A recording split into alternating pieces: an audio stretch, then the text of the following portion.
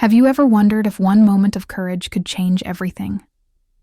Listen to this story. The scent of lavender and despair hung in the air as Margaret climbed the marble staircase of the Harrison estate. She paused on the landing, her weathered hand gripping the polished banister.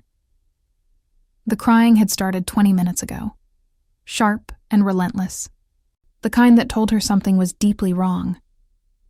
She had raised 4 children of her own and cared for dozens more in her 40 years of service to wealthy families across Connecticut.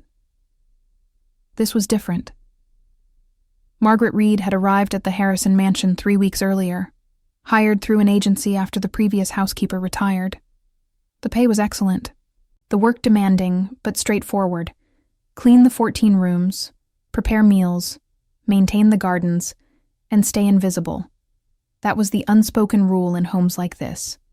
The invisible staff for the visible elite. But babies don't care about rules, and the sound coming from the nursery upstairs pierced through every wall and every boundary. She knocked gently on the heavy oak door. Nothing. The crying continued, desperate now, almost hoarse. She turned the brass handle slowly and pushed the door open. What she saw made her freeze in the doorway, her heart hammering against her ribs. Thomas Harrison sat on the edge of a white upholstered chair, his $6,000 suit wrinkled beyond recognition. His tie hung loose around his neck like a noose he'd been trying to escape. His dark hair, usually perfectly groomed, stuck up in wild directions. But it was his face that stopped her cold. Tears streamed down his cheeks as he stared at the crib across the room, his hands covering his ears, his whole body shaking with silent sobs. The baby, 8-month-old Emma, lay in her crib surrounded by soiled blankets. Her diaper had leaked, her tiny legs were red and irritated, and she screamed with the fury of someone who'd been crying for far too long. A bottle lay overturned on the carpet, formula seeping into the expensive wool. The smell was overwhelming. Margaret's shock lasted only a second before her training took over. She crossed the room quickly, her sensible shoes silent on the thick carpet. Thomas didn't even look up. "I'm sorry, sir, but Emma needs help right now." He lifted his head as if hearing her for the first time. His eyes were bloodshot, his face pale. "Get out," he said. But there was no force behind it. Just exhaustion. "I can't do that." Margaret moved to the crib and looked down at Emma. The baby's face was red and wet, her little fists clenched. "I can't leave her like this." Thomas stood abruptly, the chair scraping against the floor. "I told you to leave. This is my daughter. I can handle it." Margaret turned to face him, and something in her expression made him stop. "With respect, sir, you're not handling it right now. And that's okay. But she needs someone who can." The fight went out of him like air from a punctured balloon. He sank back down, his head in his hands. "I don't know what I'm doing. I can't do this." Sarah would have known what to do. She always knew. Margaret heard the name and understood. Sarah Harrison had died 4 months ago from complications during a minor surgery. The society pages had been full of it. The beautiful young wife, the tragic loss, the devastated husband left with an infant daughter. But the papers never showed this. The broken man in a ruined suit, unable to care for his own child, because grief had hollowed him out completely. "Let me help." Margaret's voice was gentle now. "Let me take care of Emma, and then we'll figure out the rest." She didn't wait for permission. She lifted Emma from the crib, the baby's crying shifting to whimpers, as unfamiliar but competent hands held her. Margaret carried her to the adjoining bathroom, a space larger than the apartment she rented in town. She ran warm water in the sink, tested the temperature with her elbow the way she'd done 1,000 times before, and began cleaning Emma gently, talking to her in a low, soothing voice. "There we are, sweet girl. I know it hurts. We'll get you all clean and comfortable. Your daddy's having a hard day, but we're going to help him, aren't we?" Emma's cries quieted to hiccups, then to silence. She stared up at Margaret with huge blue eyes. so like her mother's in the portraits downstairs. Margaret found clean clothes in the dresser, changed her completely, and wrapped her in a soft blanket. By the time she returned to the nursery, Emma was calm, her thumb in her mouth, her eyelids heavy. Thomas hadn't moved. He sat in the same position, staring at nothing. "She's clean and calm now," Margaret said, sitting in the rocking chair near the window with Emma in her arms. "When did you last eat, sir?" He looked at her blankly. "What?" "Food. When did you last have a proper meal?" He shook his head. "I don't remember. Yesterday, maybe. I had coffee this morning." Margaret stood, holding Emma against her shoulder. "Come downstairs. Both of you need proper care, and I can't do it up here." Something in her tone, firm but not unkind, made him obey. He followed her down to the kitchen, a massive space of granite and stainless steel that looked like it belonged in a restaurant. Margaret settled Emma in the high chair that had never been used, strapping her in securely, then moved around the kitchen with practiced efficiency. She found eggs, bread, cheese. Within minutes, the smell of cooking filled the air. Thomas sat at the kitchen island, watching her work. "You're not supposed to cook for me. That's not what you were hired for." Margaret flipped the omelet. "Right now, sir, I'm doing what needs to be done. We can worry about job descriptions later." She placed a plate in front of him, then mashed a banana for Emma, who accepted the food eagerly. Thomas stared at his plate but didn't move. "Eat." Margaret's voice was gentle but firm.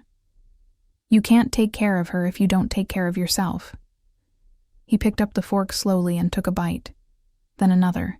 Margaret saw the exact moment the food hit his system, the way some color returned to his face, the way his hands steadied. She poured him orange juice and coffee, then sat across from him with her own plate.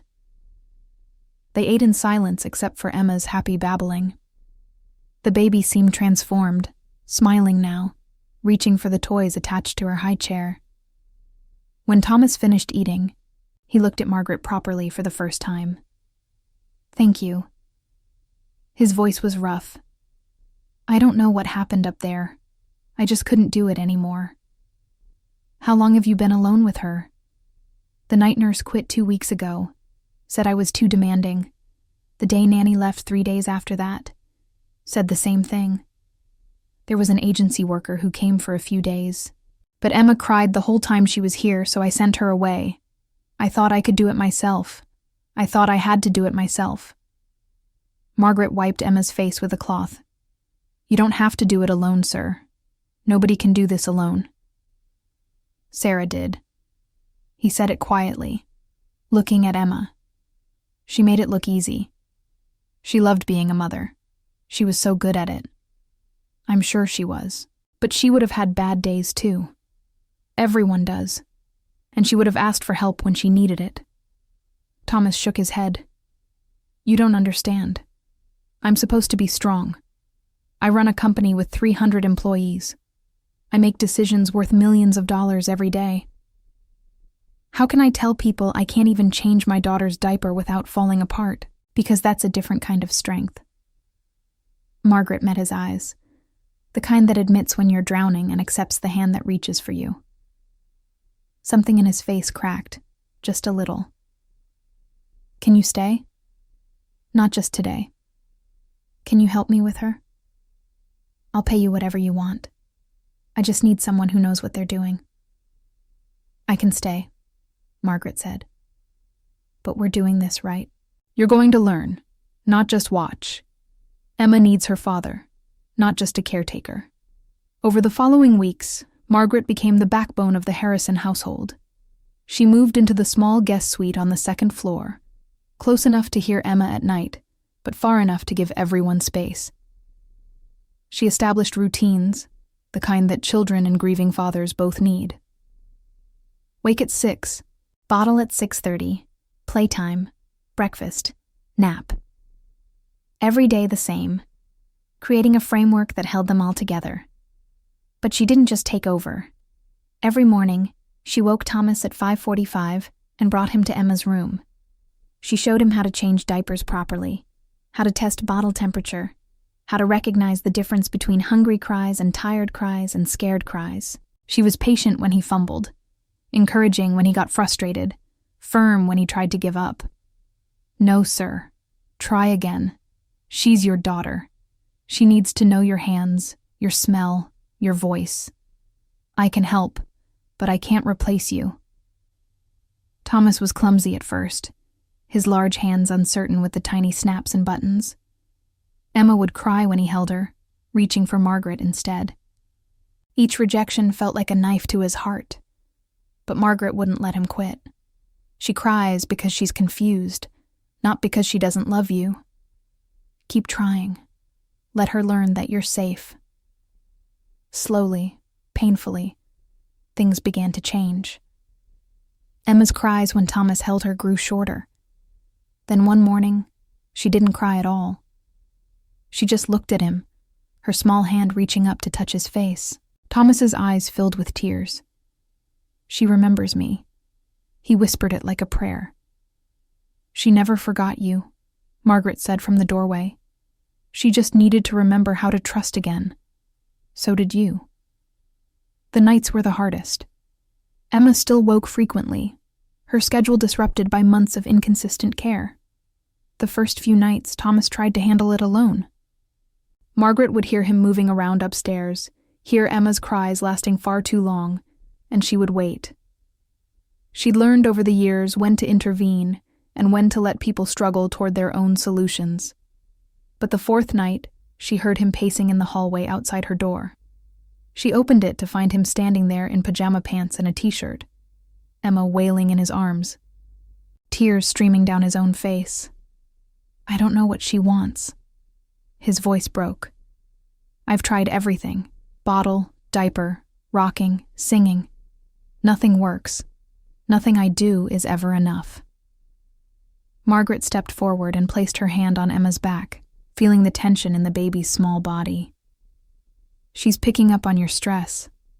Babies are like mirrors. They reflect what we're feeling. How do I stop feeling it then? How do I pretend everything's okay when it's not? You don't pretend. Margaret guided him back to Emma's nursery. You acknowledge it and move through it. Come here, sit in the rocking chair. Thomas sat, still holding Emma. Margaret pulled over the ottoman and sat facing them. Now close your eyes and take a deep breath. In through your nose, out through your mouth. Just like that. Keep breathing. Let Emma feel your chest moving, your heartbeat slowing down. Thomas obeyed, and Margaret watched as gradually, miraculously, Emma's cries softened. The baby's body relaxed against her father's chest, her breathing synchronizing with his. Within 5 minutes, she was asleep. How did you do that? Thomas whispered, afraid to move. I didn't do anything. You did. You calmed yourself, and she felt it. That's the secret nobody tells you about parenting. Half the battle is managing your own feelings so they can manage theirs. Thomas looked down at his sleeping daughter, something like wonder on his face. Sarah would have known this.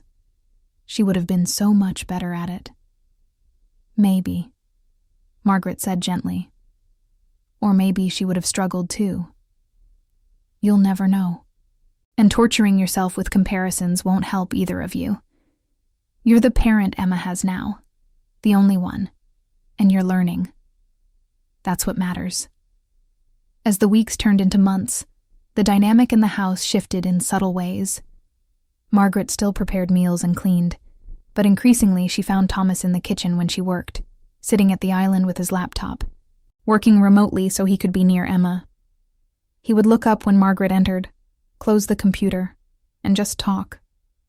At first, they talked about Emma, her developmental milestones, her favorite foods, the way she'd started pulling herself up on furniture. But gradually, the conversations deepened. Thomas began to talk about Sarah, really talk, not the sanitized version he gave to business associates and distant relatives.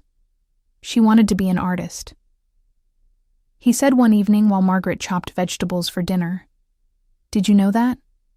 Before we got married, she painted. She was actually good. But my mother convinced her it wasn't practical, that she should focus on supporting my career instead. And Sarah agreed because that's who she was. She always put everyone else first. Did she resent it? Margaret asked carefully. Thomas was quiet for a long moment. I don't know. I never asked. I was so caught up in building the company, in meeting expectations, in being successful. I thought I was giving her everything by providing this house, this lifestyle. But maybe I was taking something away too. You can't change the past, sir, but you can learn from it. Make sure Emma knows she can be whoever she wants to be. That's the thing. Thomas rubbed his face. How do I teach her that when I don't even know who I want to be? I've spent my whole life being who I was supposed to be. My father's son, Sarah's husband, the CEO, the provider.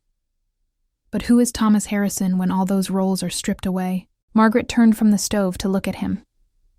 That's what you're figuring out right now. And maybe that's a gift, even though it doesn't feel like one. Some gift. He gave a bitter laugh. I lost my wife. No, Margaret said firmly. Sarah died. That's different from losing her, like she was car keys you misplaced. She died, and you're grieving.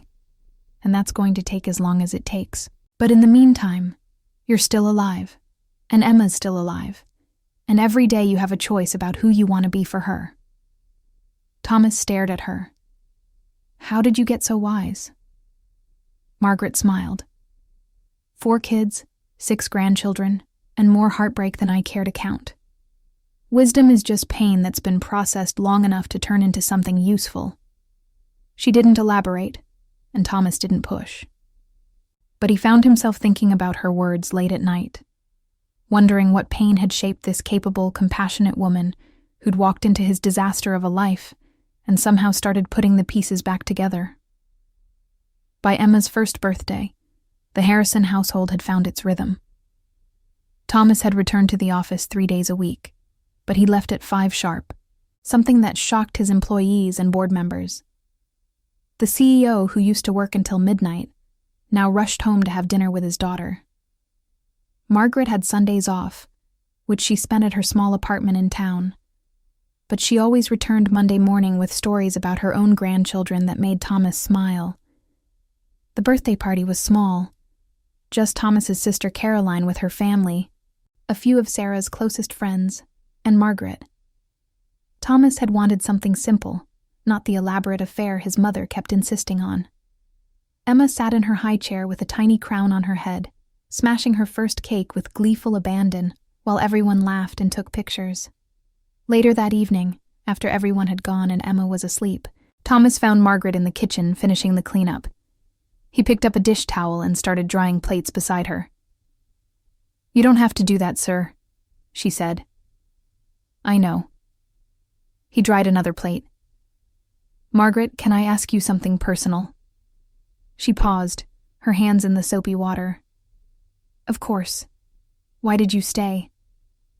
"That first day you could have walked out. Most people would have. You could have called the agency and reported me as unfit. But you stayed, and you've kept staying. Why?" Margaret was quiet for a moment, choosing her words carefully. 23 years ago, my youngest son died. He was 6 years old, hit by a drunk driver while riding his bike in front of our house.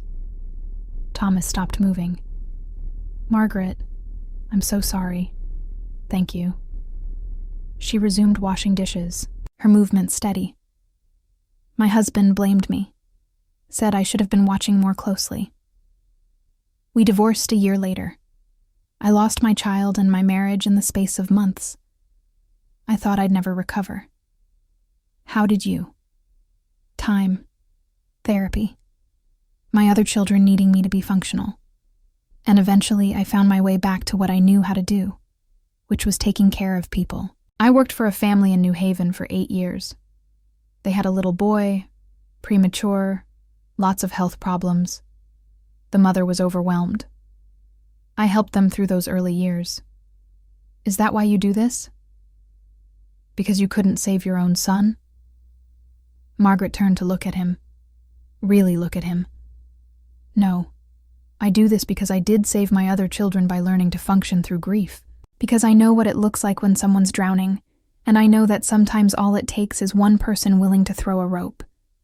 You were drowning that day, Thomas. You and Emma both. And I had a rope. He set down the dish towel and faced her fully. You saved us. Both of us. You know that, right? I helped, she corrected gently. You saved yourself. I just showed you how. Thomas felt something shift in his chest, something that had been locked tight for months. Before he could think better of it, he pulled Margaret into a hug. She stiffened in surprise for a moment, then relaxed, patting his back the way she might comfort one of her own children. Thank you, he said into her shoulder. For everything. You're welcome. She stepped back, her eyes a little damp. Now go get some sleep. Tomorrow's Monday, and Emma will be up at 6, whether you're ready or not. As Thomas climbed the stairs to his bedroom, he paused outside Emma's nursery. He could hear her soft breathing through the monitor. He thought about Margaret's story, about loss and recovery and choosing to keep living even when part of you wanted to stop. He thought about Sarah and how she would have loved seeing Emma smash that birthday cake. And he thought about the future, no longer as this terrifying unknown thing, but as something he might actually be able to face. The following months brought new challenges. Emma started walking, which meant the house had to be baby-proofed more thoroughly. She developed opinions about everything, especially food, which led to spectacular tantrums in the kitchen. She stopped napping reliably, which exhausted everyone. But through it all, Thomas showed up. He learned patience he never knew he had. He discovered that he could survive on 4 hours of sleep. He found joy in small moments, Emma's laugh when he made funny faces, the way she ran to him when he came home from work, her small arms wrapping around his neck. Margaret watched the transformation with quiet satisfaction. This was why she did the work. Not for the paycheck, though she needed that, but for these moments when broken things slowly became whole again. But nothing stays simple forever. On a rainy Tuesday afternoon, Thomas's mother, Victoria, showed up unannounced. Margaret answered the door to find the elegant woman standing on the porch, her designer coat perfectly tailored, her expression distinctly disapproving. "I'm here to see my son," Victoria announced, walking past Margaret without waiting for an invitation. "Of course, Mrs. Harrison. Let me tell him you're here." "No need." Victoria surveyed the entrance hall with a critical eye. "I know where he is." She found Thomas in the living room, playing on the floor with Emma. He'd loosened his tie and rolled up his sleeves, building a tower of blocks that Emma kept knocking down with squeals of delight. He looked happy, relaxed in a way Victoria hadn't seen in years, and sitting in the armchair nearby, reading but keeping a watchful eye on the play, was Margaret. "Thomas." Victoria's voice cut through the laughter. Thomas looked up, and the happiness drained from his face. "Mother. I wasn't expecting you. Clearly." Victoria's gaze swept over the scene, taking in the toys scattered across the expensive rug, the casual clothes, the comfortable domesticity of it all. "We need to talk, in private." Margaret stood immediately. "I'll take Emma upstairs." "No." Thomas stopped her. "Whatever Mother has to say, she can say it with you here. You're part of this family." Victoria's eyebrows rose. "Part of the family?" "Thomas, she's the help. She's the woman who saved my daughter's life and probably mine too." Thomas stood, picking up Emma, who clung to him. "What do you want, Mother?" Victoria sat down on the sofa, arranging her coat precisely.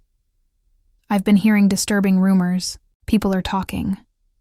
They say you've been seen out with the nanny, that she's living here full-time, that you've become inappropriately close. She's not a nanny. She's the housekeeper and Emma's caregiver. And what people say is irrelevant. It's not irrelevant to me." Victoria's voice hardened. Our family has a reputation. Your father and I built something respectable, and I won't have it tarnished by your grief making you confused about appropriate boundaries." Thomas felt his anger rising, but before he could respond, Margaret spoke quietly. "Perhaps I should find another position. I don't want to cause problems for your family." "No," Thomas said firmly. "You're not going anywhere. Mother, you need to leave." Victoria stood, her face flushed. "Are you choosing her over your own family?" "I'm choosing what's best for Emma, and what's best for Emma is having Margaret here, having stability and love and consistency. If you can't accept that, then yes, I'm choosing her." Victoria looked between her son and Margaret, saw the determination in Thomas's face, and recognized that she'd lost this battle. "Very well. But mark my words, Thomas, this won't end well. It never does when people forget their place." She swept out, leaving a cold silence behind her. Emma, sensing the tension, started to fuss. Thomas handed her to Margaret, who took her upstairs. Thomas stood in the empty living room, his hands shaking with anger, and something else he couldn't quite name. That evening, after Emma was asleep, Thomas found Margaret packing a small bag in her room. His heart lurched. "What are you doing?" She looked up, her face tired. "I think your mother might be right. Not about everything, but about it being complicated. I don't want to make your life harder. You're not making anything harder. You're making it possible." "Thomas?" She sat down on the bed. "I'm 62 years old. I clean houses for a living. You're a successful businessman from one of Connecticut's oldest families. The gap between us is wider than the Grand Canyon. I don't care about gaps. But the world does. Your mother does. And eventually, Emma will understand it too. What happens when she gets older and people ask her why the housekeeper lives in their house like family? How do you explain that?" Thomas sat beside her. "I explained that when we needed help, you were there. I explained that family isn't always about blood. I explained that the people who matter are the ones who show up when everything's falling apart." Margaret looked at him, and for the first time, Thomas saw past the capable caretaker to the lonely woman underneath. "That's lovely in theory. But in practice, I'm still the hired help. Then let's change that." The words were out before Thomas fully thought them through. Stay, not as an employee, but as family. Emma needs a grandmother figure, someone who actually cares about her, not just the family reputation. Margaret shook her head slowly. "I already have grandchildren. I can't replace anyone in your life. I'm not asking you to replace anyone." Thomas chose his words carefully. "Sarah's gone. My mother is more concerned with appearances than with Emma's happiness. My sister tries, but she has her own life. You're the person who's been here, every single day, helping us heal. That makes you family in every way that matters." Margaret's eyes filled with tears. "I don't know if that's wise. Maybe it's not. But very little about the last year has been wise, and somehow we've survived it. Stay, Margaret. Please." She looked at him for a long moment, then at the packed bag, then back at him. "On one condition. If this arrangement ever becomes a problem for Emma, if she's teased at school or confused or hurt by it, I leave immediately. Her welfare comes first. Deal." Thomas smiled, relief flooding through him. "Now unpack that bag." Margaret did, and later, lying in bed, she wondered what exactly she'd agreed to. She thought about her late son, about the marriages and jobs and relationships she'd walked away from, because getting too attached always seemed to lead to more pain. But then she thought about Emma's laugh and Thomas's gradual return to life, and the way it felt to be needed not just as a worker, but as a person. Maybe this time would be different. 2 years passed. Emma turned 3, then 4. She started preschool, where she informed her teacher that she had a daddy and a grandma Margaret, and that was her family. The teacher, noting the child's confidence and happiness, wrote nothing concerning in her reports. Thomas's business continued to thrive. His mother came to visit once every few months, stiffly polite but maintaining distance. His sister Caroline became a regular visitor, her own children playing with Emma while the adults talked. And Margaret settled into a role she'd never expected to have again. She was there for every milestone.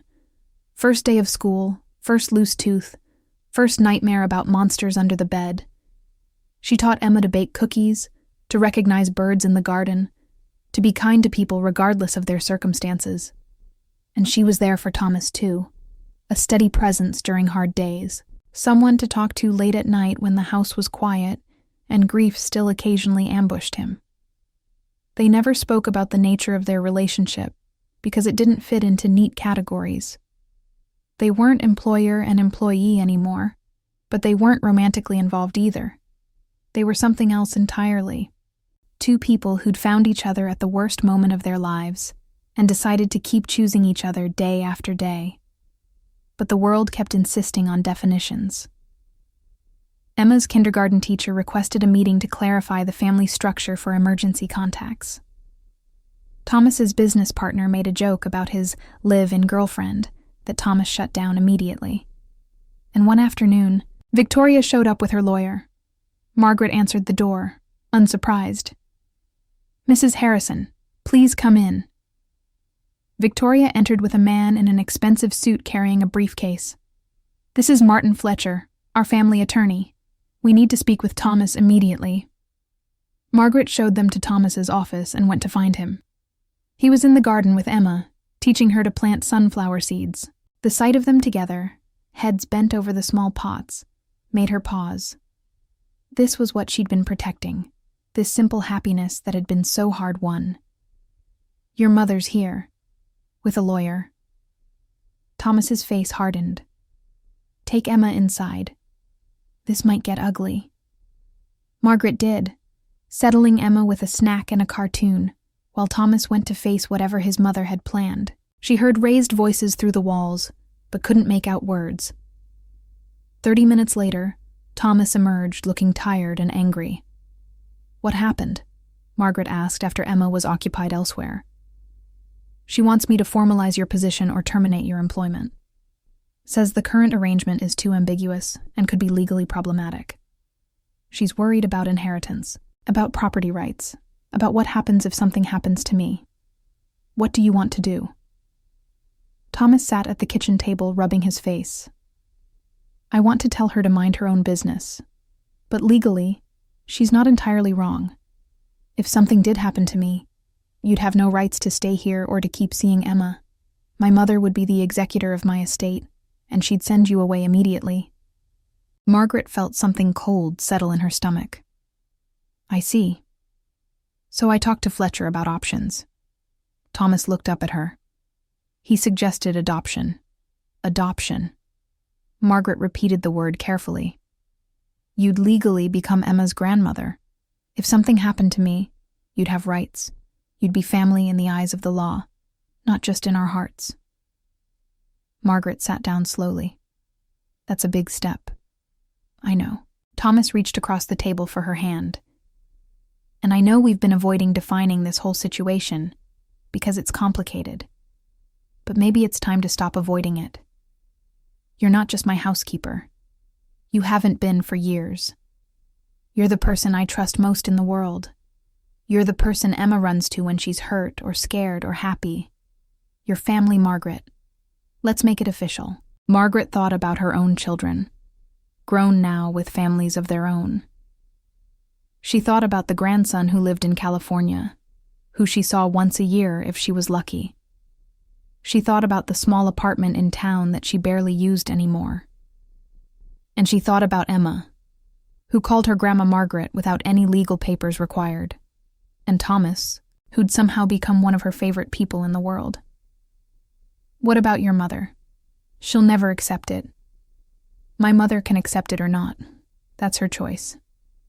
But Emma is my daughter, and I choose who gets to be part of her life. I choose you." Margaret felt tears on her cheeks. "Okay. Yes, let's do it." The legal process took 6 months. There were home studies, interviews, background checks. Emma, at 5 years old, was asked by a social worker if she wanted Grandma Margaret to be her official grandma. She looked confused by the question. She already is my grandma. Why do we need papers for it? Out of the mouths of babes, the social worker wrote in her report, before recommending approval. The day the adoption was finalized, they had a small celebration. Just the 3 of them and Caroline's family. Emma wore a fancy dress and a tiara because she decided this was equivalent to a princess party. Thomas gave a short speech about family being the people who show up and keep showing up. Margaret cried through the whole thing. That night, after Emma was asleep, Margaret and Thomas sat on the back porch watching the stars. It was a warm summer evening, fireflies dancing in the garden. "Do you ever regret it?" Margaret asked. "All of this. Taking a chance on a stranger who showed up to clean your house." Thomas thought about the man he'd been 3 years ago, sitting in a nursery unable to function, drowning in grief and helplessness. He thought about the journey from that moment to this one, all the small steps and hard days and unexpected joys. "Not once," he said. "Best decision I ever made, letting you stay." "Second best," Margaret corrected with a smile. "The best decision was deciding to learn how to be Emma's father instead of just surviving in the same house as her." "Fair point." Thomas smiled. "We've both done a lot of learning." They sat in comfortable silence for a while, the kind that only exists between people who've seen each other at their worst and stuck around anyway. "What happens now?" Margaret asked eventually. "We've got everything formalized. Emma's happy and healthy. Your business is successful. What's the next chapter?" Thomas looked at her in the dim porch light. "I honestly don't know. For the first time in my life, I'm not following a script. But whatever happens, we face it together. The 3 of us." Margaret nodded, satisfied with that answer. It was enough to know they'd keep showing up for each other, keep choosing this strange little family they'd built from grief and necessity and unexpected love.